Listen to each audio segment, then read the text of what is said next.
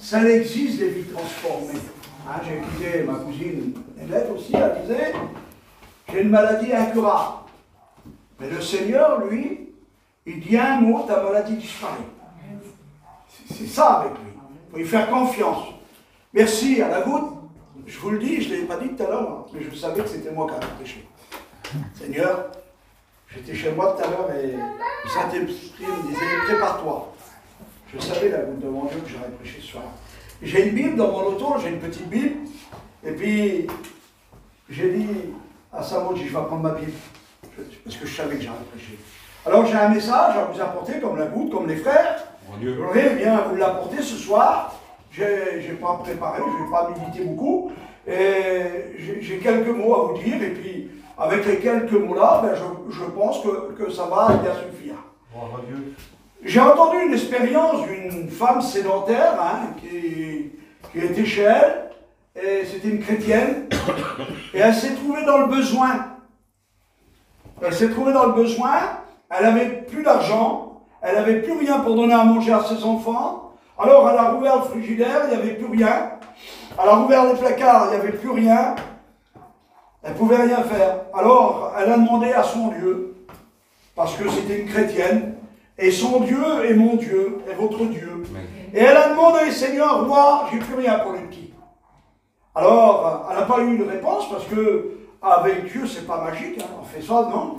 Il n'y a pas eu de réponse aussitôt. Et puis, elle continuait dans la prière, et puis, elle faisait ses affaires, puis d'un seul coup, Dieu avait décidé de lui parler. Il lui dit ça, il dit, tu vas aller au magasin, et tu vas prendre pleine commission. Mais elle dit, Seigneur, j'ai pas de sous. Comment je vais faire? Le Seigneur lui disait, bien, tu vas aller au magasin, et surtout, tu penses que tu as besoin, prends-en plein, n'hésite pas. Et puis, sur la parole du Seigneur, elle a été, puis le Seigneur lui a dit ça. Il a dit, tu vas aller à la caisse numéro 6. Il y avait sûrement un miracle en train de se passer là. Et puis là, bien, elle a pris des livres, plein de commissions. Et puis elle disait, comme elle mettait des commissions, là, j'ai pas de sous, j'ai pas de sous. Et le Seigneur lui disait, va à la caisse numéro 6. Et quand elle arrivait à la caisse numéro 6, il y avait une dame devant elle. Et puis la caissière lui a dit, madame, après la dame là, je suis fermé moi. Est-ce que Dieu s'avait trompé? Elle dit, Dieu m'a dit de venir à la caisse numéro 6. Alors, elle a commencé à mettre ses commissions, et la caissière a dit, c'est ma pause. Moi, je l'ai pour une demi-heure, 3/4 d'heure, 1 heure, pour faire ma pause. Elle a dit, Dieu m'a dit. Alors, la caissière est partie, puis la dame était là.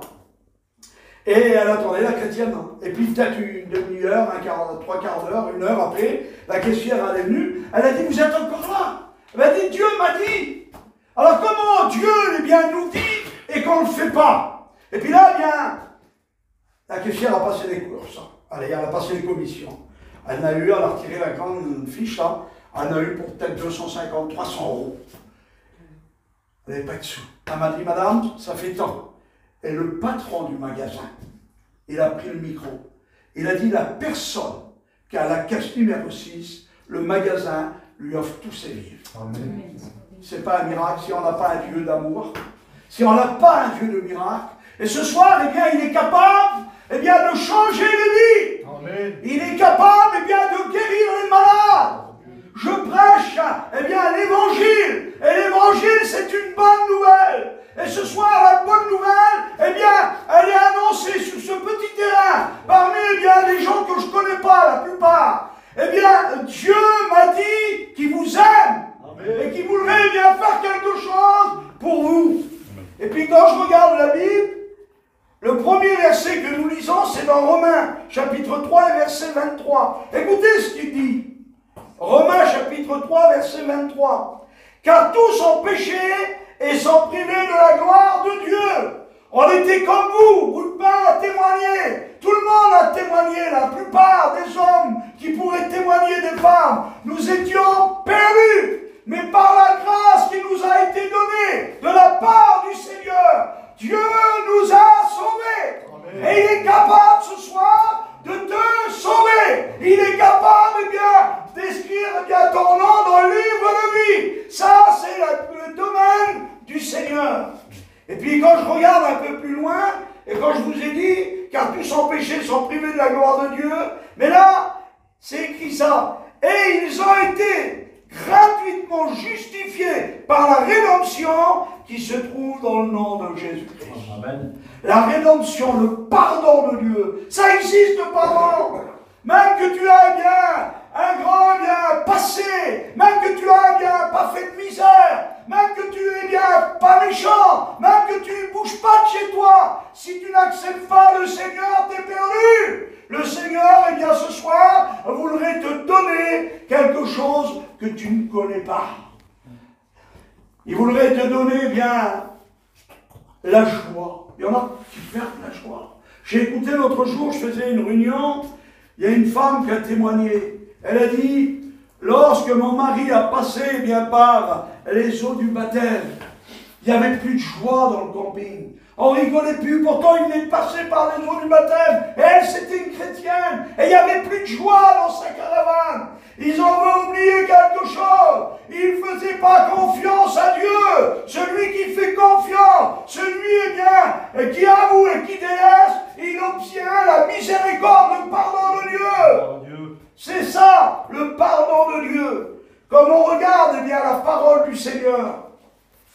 Dans le livre de Luc, chapitre 19, verset 1er, il nous est parlé d'un homme qui était là, un homme qui avait besoin. C'est un homme eh bien, qui avait besoin de Dieu. Et là, c'est bien que Dieu eh bien, a envoyé son fils. Eh bien, il avait pensé à cet homme. Il avait pensé, nous on ne le savait pas, eh bien, que Dieu avait déjà préparé cette réunion de ce soir. Il a tout préparé. Il a préparé bien tout ce qui va se passer. Alors je regarde bien la parole du Seigneur avec vous. On regarde dans le livre de Luc si vous voulez bien. Luc 19. Écoutez ce qu'il est marqué. Luc 19, verset 1er.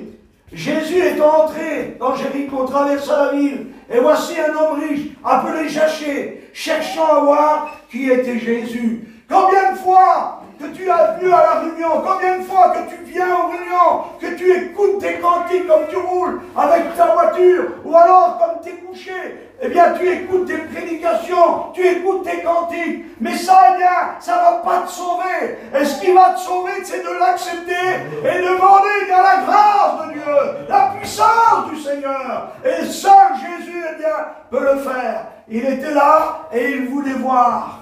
Il voulait voir qui était Jésus. Eh bien, ce soir, vous voulez voir, eh bien, la puissance de Jésus, eh bien, abandonnez-vous dans ses bras. Et vous allez voir la puissance qu'il a. La puissance de changer une vie. Un homme ne peut pas, on ne peut pas changer de vie. On peut pas, on parle de Dieu, nous, on va vous parler, on va vous donner des prédications, on va vous donner des versets, on va chanter des cantiques. Mais c'est toi ce soir, c'est toi l'acteur de ta vie, c'est toi qui a le salut entre tes mains. Si tu dis oui au Seigneur, eh bien le Seigneur va faire un pas avec toi, il va marcher avec toi. Et puis comme on regarde bien, il est là, il veut voir. Et puis là, eh bien, personne ne voulait lui donner sa place. Il y avait plein de monde qui était là. Et tout le monde voulait voir, eh bien, qui était Jésus. Vous voyez la bouteille d'eau, là? Si je meurs de soif, que la bouteille d'eau est là, et si je ne la prends pas là, je vais mourir. Ça ne sera pas à cause d'elle, hein, ça sera à cause de moi. Si, eh bien, tu es perdu, ça ne sera pas à cause de lui, parce que lui, il veut te sauver. Ça sera à cause de toi. Tu as bien la pensée de l'éternité. Et Dieu a mis la pensée de l'éternité dans les cœurs. Et puis là, eh bien, cet homme, eh bien, va, eh bien, marcher à l'avant. Il va, eh bien, courir. Il va se mettre, eh bien, dans un arbre. Et puis là, il va croire d'être à l'abri, d'être couvert, d'être caché, d'être vu de personne. Mais tu peux te cacher où tu veux. Nous, on ne sait pas ce que tu fais dans ta caravane. On ne sait pas ce que tu fais dans ta maison. On ne sait pas ce que tu fais. Mais lui, il sait tout. Amen. Il connaît tout et il voit tout. Il peut, eh bien, t'appeler par ton nom ce soir. Et puis là, eh bien, il croit qu'il est à l'abri. Et puis Jésus fait route avec, eh bien, ce peuple qui est derrière lui, là. Et puis, certainement que, eh bien, au bord, eh bien, du chemin, il y avait bien des mendiants, il y avait des malades, il y avait des aveugles, il y avait des boiteux, il y avait des âmes, eh bien, incurables. Eh bien, le Christ, eh bien, lorsqu'il passait, eh bien, ils étaient guéris. Voilà la puissance de Jésus. Voilà, eh bien, ce que peut faire Jésus. Comme cette femme, je vous ai témoigné qu'elle n'avait rien. Elle n'avait rien, mais elle a fait confiance.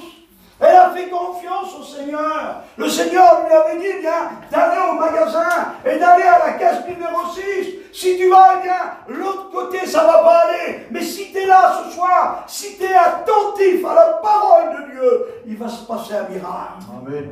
Le miracle, ça va être que ton foyer va être changé.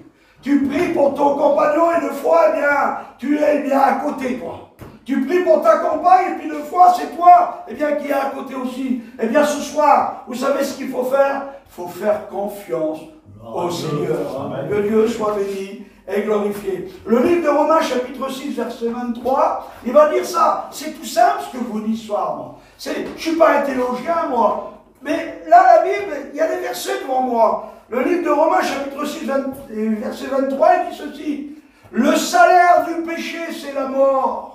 Tu peux pécher toute la journée, toute ta vie entière. Il faudra que tu rendes des comptes. Et puis le péché mène à la mort, à l'enfer. Il y en a qui ont peur de dire, eh bien, que l'enfer, il y a des âmes qui vont aller. Non, il y a des âmes qui vont aller en enfer. Mais ce soir, eh bien, tu es capable, et Dieu est capable, eh bien, de faire reculer l'enfer devant toi.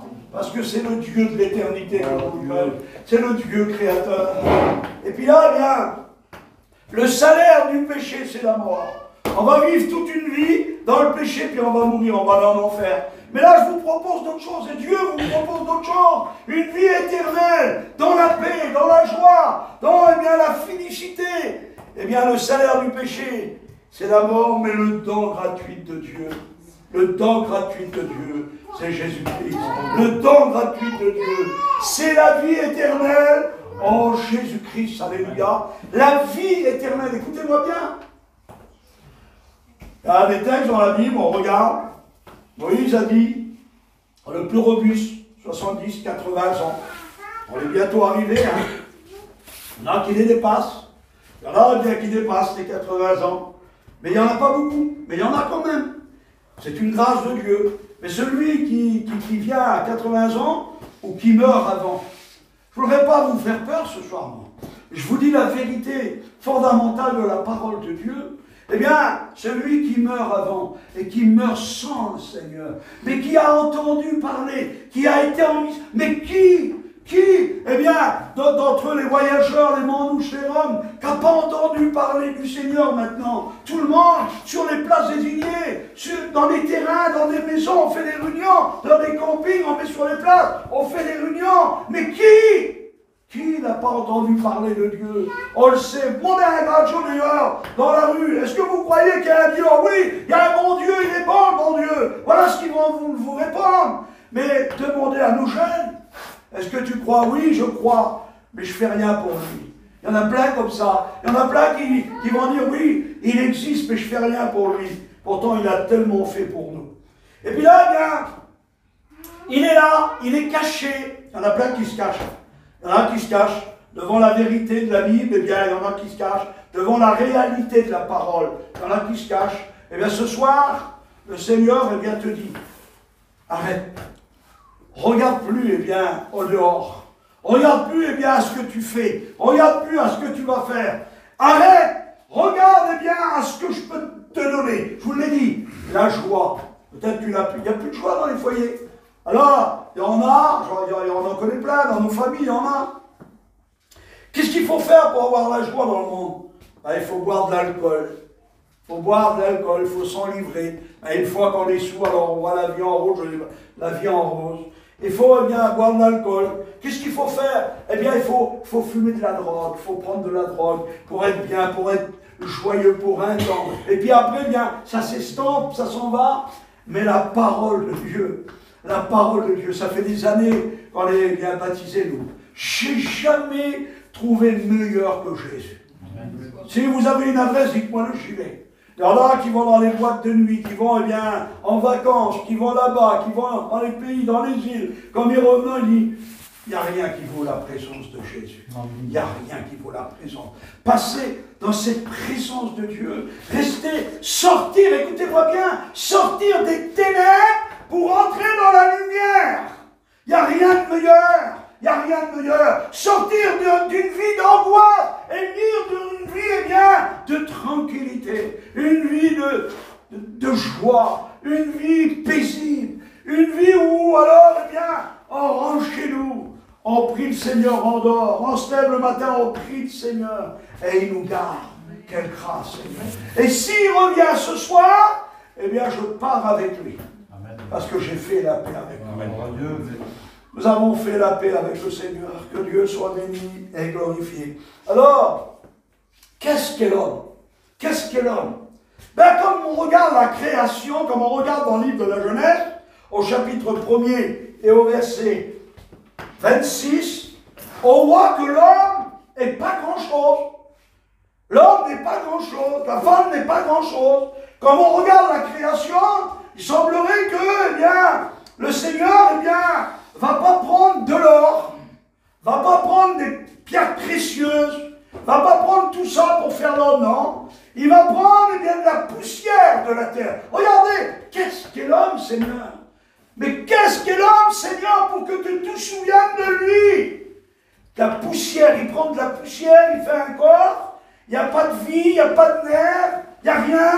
Le Christ est là, le Seigneur des Seigneurs, le Dieu vivant, le Père est là. Et puis, il va s'abaisser au plus profond, au plus bas de la terre, et il va souffler dans les narines de l'homme. C'est un miracle. Et l'homme devient un être vivant, capable de marcher, capable de respirer, capable de comprendre, capable d'écouter, capable de changer. Il est le Dieu vivant. Il est celui eh bien, qui règne en vainqueur.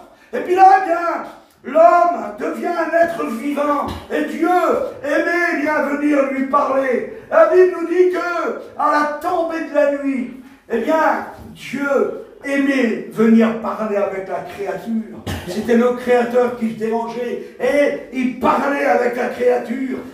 Il parlait des choses ou l'autre et puis il lui demandait alors, ta journée s'est bien passée? Vous avez vu les journées de foi qu'on a? Des journées de misère, des journées de tracas, des journées où il faut aller dans les hôpitaux, ou alors il faut aller faire ça. Ça n'arrête pas, Seigneur. Je vois les gens là, ils sont avec nous là. Eh bien, il faut qu'ils vont à l'hôpital, il faut qu'ils fassent des chimios, faut qu'ils fassent des examens, faut qu'ils se font opérer du cœur. C'est toute une misère, une misère. Et là, l'homme était tellement paisible. Il était là, et Dieu venait à la tombée de la nuit. Il lui parlait. Et puis un jour, dans la Genèse, chapitre 9 et verset 3, eh bien, ou 3 à 9, eh bien, il va dire, Adam, où es-tu? Il ne trouve plus l'homme à sa place. L'homme a dévié de sa place. L'homme n'est plus à sa place. Et Dieu, eh bien, semblerait bien, et qui cherche l'homme. Où es-tu, Adam? Où es-tu? Eh bien, Dieu te pose la question ce soir. Où es-tu avec la vie avec Dieu? Où es-tu? Eh bien, quelle décision tu vas prendre? Est-ce que tu vas rester dans ta misère? Est-ce que tu vas rester dans ta souffrance? Est-ce que tu vas rester dans ta maladie? Dieu te dit qu'il peut tout. Il est capable de le faire. Il est capable, parce que j'ai expérimenté ces choses. Je ne vous en parlerai pas. Que quelque chose qu'on n'a pas expérimenté, les pasteurs, si je ne l'ai pas expérimenté, je ne peux pas vous en parler. Vous comprenez bien? Mais la vie avec Dieu, j'ai expérimenté. C'est vrai, c'est bon, c'est quelque chose de durable, c'est quelque chose qui va nous emmener jusque dans la vie éternelle. Alors il l'appelle, mais il dit, où es-tu, Adam? Il ne trouve plus la création qu'il vient de faire. Et puis là, eh bien, Adam va répondre. Il va dire, j'ai entendu ta voix. Mais combien de fois que tu entends la voix de Dieu? Combien de fois que tu as entendu la voix de Dieu? Que Dieu t'a dit, je peux faire ça, moi, dans ton foyer. Je peux sauver ton foyer. Combien de fois qu'il t'a dit, à travers les frères, à travers des témoignages, à travers, eh bien, des chants, Dieu va se servir de tout. Et puis là, eh bien, tu es là et tu restes insensible. Eh bien, à la parole de Dieu, il dit, c'est toujours à commencer, ma misère, c'est comme ça, les pleurs, les souffrances. Eh bien, je te dis devant Dieu que ce soir, non pas parce que c'est nous qui est là, c'est pas parce que c'est moi qui prêche, mais je sais que Dieu est capable de changer ton foyer. Amen. Vous comprenez ça? Il l'a fait pour nous. Il l'a fait. On n'était pas meilleurs que vous. Comme j'ai écouté Bout de Pain, là, eh bien, qui témoignait. On était sur Saint-Malo, nous. Quand je partais, moi, c'était 2-3 jours, je m'en allais de chez moi, je m'en allais, je laissais ma femme là-bas, je partais à Paris. Je m'en allais à Paris, et puis j'avais rien de plus, Seigneur, j'avais rien. On allait dans tous les plus beaux endroits, j'ai été dans les championnats du monde de boxe, j'allais partout, j'allais bien, partout. J'ai rien eu, je ne veux même plus m'en souvenir où j'allais là. Ce qui compte maintenant, c'est pas ce qui est passé là, c'est ce qui est devant. C'est ce qui est devant. Et puis le Christ nous promet quelque chose. On rentrait devant nous, mais qu'est-ce qu'on avait de plus, bout de pain? Qu'est-ce qu'on avait, mes frères? On n'avait rien de plus. On était plus malheureux en plus. Et puis là, le jour où Jésus s'est fait connaître à nous, tout a changé. Le bébé qui m'a baptisé, moi, avec Maurice, ça fait pas loin de 40 ans, bébé. Hein? T'es là-bas sur le côté de Paris, là. Eh bien, ma vie a changé, ma vie a basculé. Ma vie a changé du tout au tout. On fumait, mais qu'est-ce qu'on avait, Seigneur? Dites-moi ce qu'on avait, on fumait, on buvait, on cassait nos affaires, mais qu'est-ce que c'était que cette vie-là? Qu'est-ce que c'est de cette vie-là? Boire un verre, boire une bouteille de whisky, mais qu'est-ce que c'est de cette vie-là? Les gens ne veulent même plus venir, eh bien, parce que, eh bien, il y a des cris, il y a de la bagarre, personne ne veut venir voir toi, parce que, eh bien, il y a de la misère. Eh bien, nous, on vient ce soir vous apporter une bonne nouvelle. Alléluia. Jésus est vivant. Jésus est vivant. Jésus est vivant. Alléluia. Il est là ce soir et il veut changer ta vie. Que Dieu soit béni. Alors, il appelle l'homme et il dit, où es-tu? Et il répond, j'ai eu peur et je me suis caché. Et puis, Dieu va parler. Et puis, Dieu va donner des sentences. N'attends pas, je te le dis devant Dieu, n'attends pas que Dieu donne une sentence contre toi. Le choix de Dieu pour lui ce soir, c'est de te sauver. Le choix de Dieu pour lui, c'est de te guérir. Le choix de Dieu, eh bien, c'est que tu as une bonne vie. Le choix de Dieu, c'est que tu découvres et que tu trouves et que tu acceptes la vie éternelle. C'est ça, le choix de Dieu. Et puis là, eh bien, Dieu va donner 4 sentences. Les 4 sentences, il va les donner. Il va leur donner nos serpents. C'est-à-dire, tu ramperas. Il va donner une à la terre. De toi sortira des éléments, des épines. Il n'y en avait pas avant. Et puis, il va donner une sentence à l'homme. Tu gagneras ton pain à la sueur de ton nez, de ton front, comme vous voulez. Et puis, une à la femme. Et puis là, eh bien, l'homme est errant. Il est errant, eh bien, parmi le monde. Il est errant, il vit une vie, eh bien, terrible. Et le péché venait de l'atteindre. Pourtant, le péché n'était pas, eh bien, le péché, eh bien, va se faire, eh bien, dévoiler au grand jour. Caïn tue son frère Abel. Et puis, le sang, Dieu va parler à Caïn. Il va dire, où est ton frère? Où est ton frère? Voilà pourquoi que Dieu, eh bien, nous emploie. Où sont nos frères? Eh bien, deux fois, eh bien, ils sont en train de mourir. Ils attendent une parole. Ils attendent une parole d'un prédicateur. Ils attendent une parole d'un frère, d'une sœur. Eh bien, la parole ce soir, c'est Dieu a tant aimé le monde qu'il a donné son Fils unique, afin que quiconque c'est toi soit. Mets ton nom, j'ai mis mon nom un jour. J'ai dit c'est moi qui compte, Seigneur. J'ai besoin que tu me sauves. Dieu a entendu ma prière. Il m'a exaucé. Il m'a sauvé. Il m'a régénéré à travers le baptême. Et ce soir, il règne en vainqueur. Il bénit, il délivre, il guérit, il sauve. Parce qu'il est le Dieu incomparable. Amen. Il est celui qui est là ce soir et qui veut bien te bénir. Et puis là, bien, Dieu va dire à l'homme, où est ton frère? Il va se fâcher. Il va dire, suis-je le gardien de mon frère? Il va dire, le sang de ton frère est monté jusqu'à moi et il crie vengeance. Les gens crient vengeance, mais Dieu crie pardon. Dieu crie pardon ce soir pour l'humanité. Et puis, comme on regarde la parole du Seigneur, le livre d'Ézéchiel au chapitre 18, verset 4, Dieu va parler. Dieu parle. Vous pouvez lire l'Ancien Testament, le Nouveau, Dieu va parler toujours. Et puis là, il parle, il va dire, voici, toute âme est à moi. L'âme du Fils comme du Père. Mais l'âme qui pêche, c'est celle qui mourra. Et ce soir, eh bien, nous sommes venus, eh bien, à la conquête des âmes. Dieu nous a envoyés, mes frères, pour sauver les âmes. Dieu, eh bien, nous a envoyés, eh bien, dans un champ, où il y a, eh bien, de la misère, de la souffrance, où on va prendre des coups, où on va se faire moquer de nous, on va rire de nous, mais ça ne fait rien. On va continuer le combat. Il y a des âmes à sauver. Que Dieu soit béni et glorifié. Le livre d'Ézéchiel, je passe vite, je vous le dis comme ça. Ézéchiel 36, verset 26, il va dire, eh bien, je vous donnerai un cœur nouveau. J'enlèverai de votre corps le cœur de pierre et je mettrai un cœur de chair. J'enlèverai, eh bien, l'esprit et je mettrai un esprit nouveau. Dieu veut changer la comportation, eh bien, des hommes. Il veut tout changer. Le corps de l'homme, eh bien, il veut le changer. C'est pas facile à changer un cœur. Vous avez vu, j'ai participé à ça. Il y a eu des jeunes, même des anciens, ils sont rentrés à l'hôpital pour avoir un cœur. C'est pas facile. C'est pas facile, il faut avoir un donneur. Et puis ça se fait pas comme ça. Vous pouvez pas aller à l'hôpital là, et puis dire voilà, mon cœur est mort, je voudrais que vous me donniez un cœur. Mais ça se trouve pas comme ça, un cœur. Il faut vous mettre sur une liste d'attente. Ça demande du temps.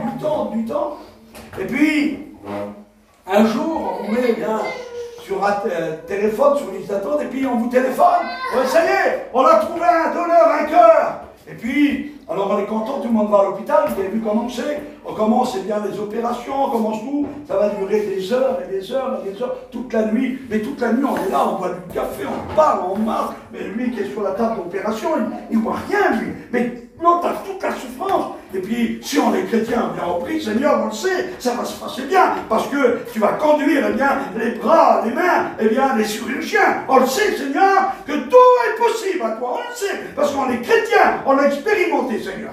Alors, on le sait. Puis des fois, eh bien, comme on voit le docteur arriver, tout le monde va. Hein, tout le monde va être au courant.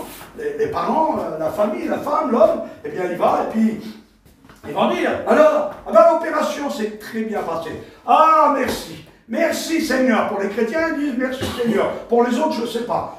Je ne sais pas à qui ils vont dire merci. Mais au docteur, merci docteur. Mais nous, on dit merci Seigneur. Merci Seigneur. Et puis, le docteur dit, il ne faut pas vous réjouir trop vite. Pourquoi? Parce qu'il peut avoir un rocher. Parce que le cœur, quand on a mis le greffon, ne peut peut-être pas aller dans le corps. Il peut avoir un rocher. Alors, qu'est-ce qu'il faut faire? Eh bien, il faut attendre. Il faut attendre 24, 48 heures, on ne sait pas. Il faut attendre une semaine. Et puis on attend. Puis des fois, le rocher, bien, il se fait, et puis la personne décède. Et des fois, ça marche. Mais moi, je connais. Moi, je connais quelqu'un. Je connais quelqu'un. Il a un cœur qui va dans tous les corps. Amen. Et il n'y a pas de rejet. C'est le Christ tout entier. Le cœur de Jésus. Le cœur du Seigneur va dans tous les corps. Comprenez ça? Lui, vous n'avez pas besoin d'attendre des mois et des mois. C'est dans la seconde, si vous dites, Seigneur, j'ai besoin. Il vient. Que Dieu soit béni et glorifié. Alors, il change. Et puis, j'ai encore 3 petits textes à vous dire, et puis on prie le Seigneur. Quand je regarde la Bible, la parole du Seigneur, je regarde, Jérémie nous parle au chapitre 17, verset 1er. Il va dire ça. Il va parler au peuple. Il va dire, le péché de Juda, le péché de Juda, le peuple de Juda, eh bien, son péché est écrit avec un burin de fer. La Bible a dit, vous pouvez lire, Jérémie 17, verset 1er, avec un burin de fer. Seigneur, c'est rien. Un burin de fer, c'est rien du tout. On prend une meuleuse et puis, oui. Ah, tu peux faire ça, toi? Oui. Eh bien, Dieu va dire d'autres choses. Un burin de fer, mais il va dire avec une pointe de diamant. C'est un ennemi. Personne ne peut l'enlever. Personne ne peut l'enlever. Et là, eh bien, il faut passer par le Créateur. Il faut passer par le divin. Lorsque le divin vient dans l'humain, tout se passe impeccable. Alors, qu'est-ce qu'il faut faire? Qu'est-ce qu'il faut faire ce soir pour celui qui n'appartient pas, ou celui ou celle eh bien, qui a un foyer qui n'est pas facile? Ah bien, Matthieu nous donne une réponse.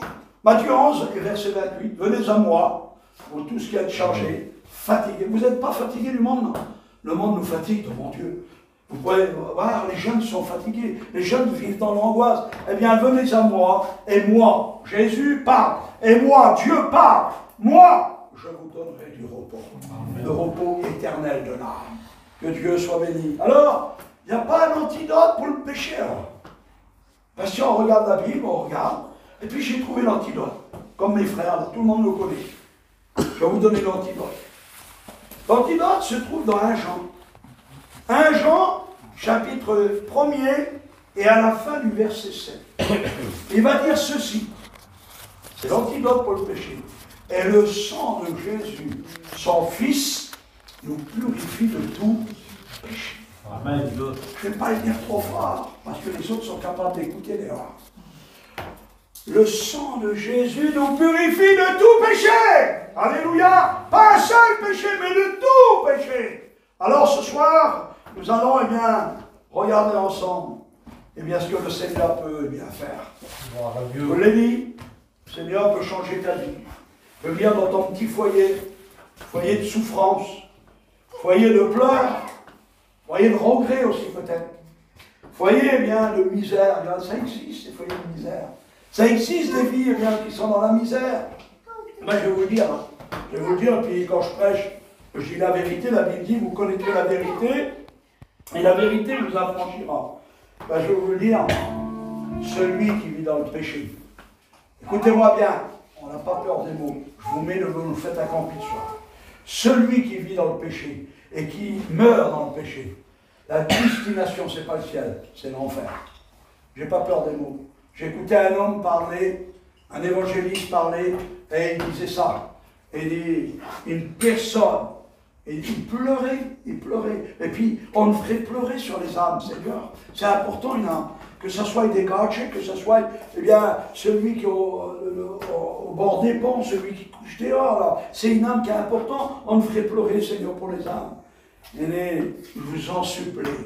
Il disait ça, et je vais vous le dire ce soir. Je vous en supplie au nom du Christ. N'allez pas en enfer. Vous ne savez pas où vous mettez les pierres. C'est une chose, mais bien de terrible. Tu n'auras pas une autre chance. Celui qui va en enfer, il n'en sortira plus jamais. Mais celui que son nom est bien inscrit dans le livre de vie. Regardez la différence, mes amis. La différence. Celui qui va en enfer va dans un lieu de tourment. L'enfer n'est pas inauguré aujourd'hui. C'est le diable et ses démons qui vont l'inaugurer, tous ceux qui vont partir avec lui. Mais là, pour le moment, elle n'est pas inaugurée. Ils vont dans un lieu de souffrance. C'est pas l'enfer, mais c'est un lieu de souffrance. C'est un lieu, bien, où le ver ne meurt pas. Un lieu, bien, qu'il n'y a que de la souffrance, que de la misère, que des pleurs. Je regrette, soir, je vous présente ce tableau. L'enfer, la misère, la douleur éternelle, le paradis, avec une réjouissance éternelle. Alors, qu'est-ce que le ciel? Le ciel, il n'y a plus de mort, il n'y a plus de malade, il n'y a plus rien du tout. Tout a disparu. Et nous sommes dans la joie pour l'éternité. Ça ne finira jamais. L'éternité dans le ciel, l'éternité en enfer. Je ne sais pas ce que tu vas choisir, mais je veux prier le Seigneur. Seigneur, nous